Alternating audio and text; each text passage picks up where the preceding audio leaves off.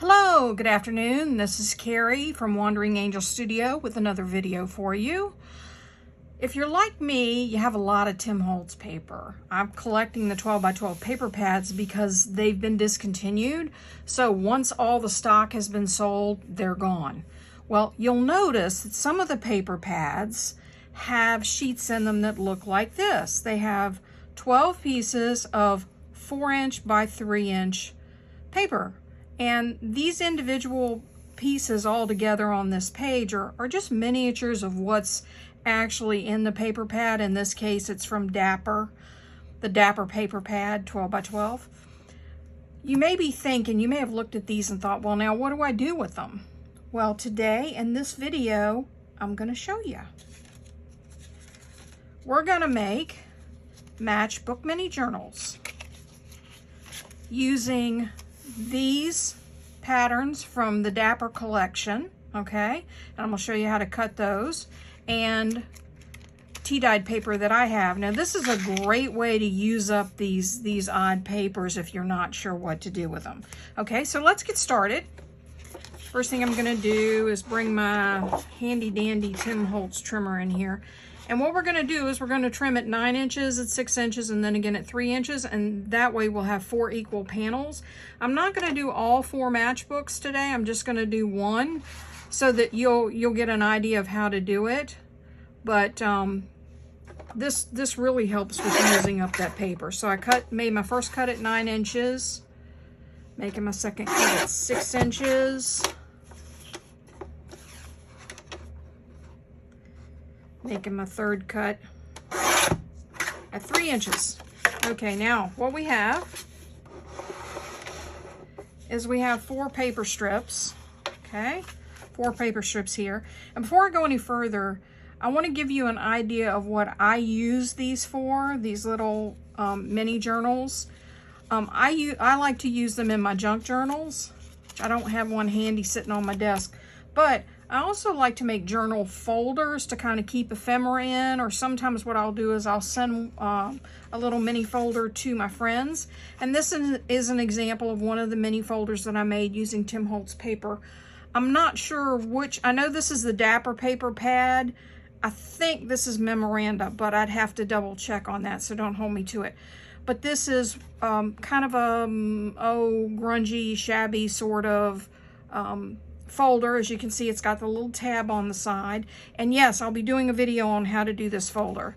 Got a pocket on the front, and look what we have here. Oh, we have the little mini journals. Now, I didn't staple these because this is actually a sample that I made for the upcoming video, but I usually staple them as a general rule, just like I did here, especially if they're going in my Etsy store, or if they're going to a friend.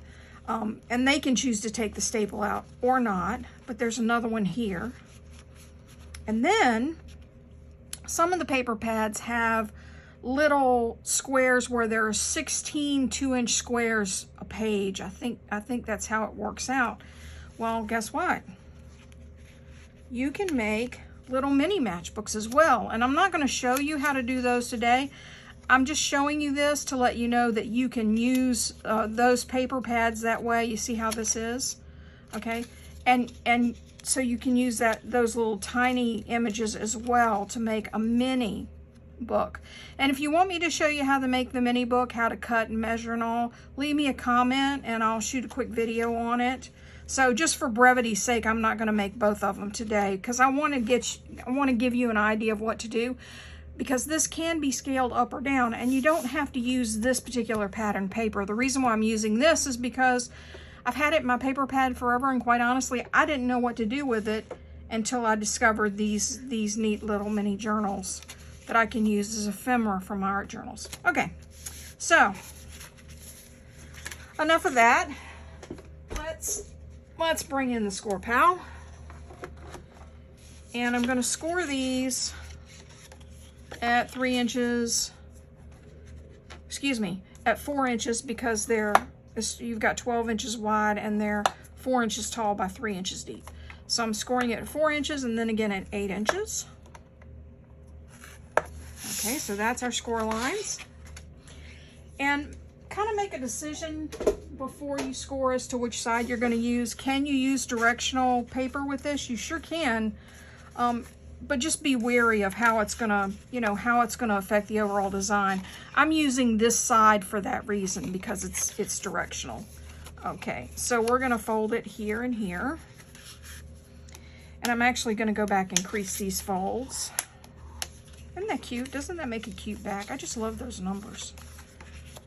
I love all the Tim Holtz papers, but I love those numbers. I generally cut them up and use them because he has a full page of these, and I usually cut them up and use them in smaller projects. Okay. Now, in order to get this little tuck space in here and this little bottom so it looks like an actual matchbook, we need to do a little bit more trimming. Okay, so we're going to trim. I'm going to use this as my bottom. Okay. So I'm going to line this, see this fold? Okay, I'm going to line that up with the 1 inch mark, give or take, 1 inch mark, and I'm going to cut that off. There's the bottom of our matchbook. Doesn't look even to me. Let me do it again. It is, okay. All right, and then what we've got left is a 9-inch piece of paper, 9 inches. So I'm going to move it over 1/2 inch. Actually, I'm going to turn it around. I'd be cutting the wrong end if I did that. Pardon me there. Okay, I'm going to move it to 8.5 inches because we're only going to take 1/2 inch off the top. Okay. It's like a haircut. Take it off the top. All right, move that out of the way. So now we have our little matchbook. I like rounded corners, so I'm going to round the corners on this one. If you want to ink this up, ink the edges, now would be the time to do that. It's a lot easier to do it now than it would be once you've got all the paper in it and you've got it stapled together. Okay, we've got that done. Now we need some paper to go inside. What I use is tea-dyed paper that I dye myself. It's just ordinary copy paper, nothing fancy about it. That I've tea dyed, but we do need to cut it down. So I have a couple of sheets of tea dyed paper here. And I cut these 1 sheet at a time just because when you tea dye them, and I didn't iron these, normally I iron them, but when you tea dye them, you see how all wonky and wobbly they are? So I'm gonna go ahead and cut first. I'm gonna make these 3 inches wide by 3.5 inches tall. So I'm gonna cut a couple of strips. And am I worried about that torn piece? No, because it just kind of adds character to the book. It's part of all the grunge that goes on there.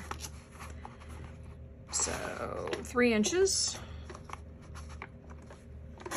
Okay. And I need 6 of these, so I'm actually going to need to cut 3 sheets. So I like to put 6 pages in a journal. 1.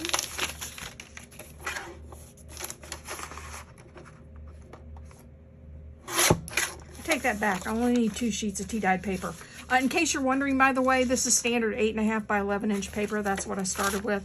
So I actually only need 3 of these strips because I put 6 pages in. So we'll save that strip for another day.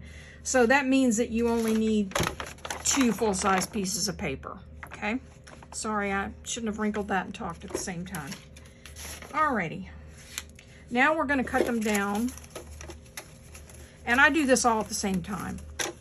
I do all 3 sheets at the same time. You really shouldn't put more than 2 sheets in here, but I'm not really worried about accuracy because, again, it adds to that grunginess. See how those aren't exactly even? I'm okay with that.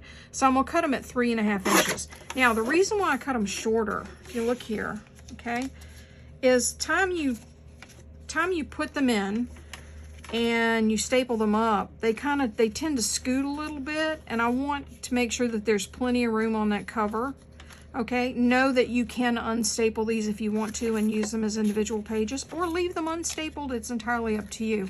If you're going to leave them unstapled, I would recommend wrapping them with a piece of twine and tying them up so that the pages don't just fall out. Okay, let's cut the rest of our pages here really quick. See how fast this is? And it's a nice little piece of ephemera to add to your junk journals, or even to give to people as gifts for you know, things that they like to make if you have other crafting buddies. Okay, move this aside. And there we have it. So these are our 3" by 3.5" sheets. So we just tuck them in here like this, line them up as best we can. And get my handy dandy. This is an office stapler, so real simple, real easy. And hopefully it'll perform for me. Doesn't matter where you staple. I try and keep it at around the 1/2" mark so that I don't have a hard time tucking this in. So I'm going to staple it. Yes. Okay, and there's your staple. And there's your book. It's that simple. So I hope you enjoy this quick and easy video for making ephemera. Again, you can make lots of these. I literally make them by the dozen. Don't have time to make them. Well, I'm going to be putting them in my Etsy store soon so that you'll be able to see these and purchase them if you choose not to make them. So they'll be available in sets. And in the sets, by the way, I'll show you real quick. See, I've made a bunch of these. In the sets, you'll get a small one. Here's all the mini ones. Aren't they just the cutest things ever? They're so much fun. But you'll get a small one and a large one in the set. So there you go. I hope you enjoyed this video and have a great day. Thank you.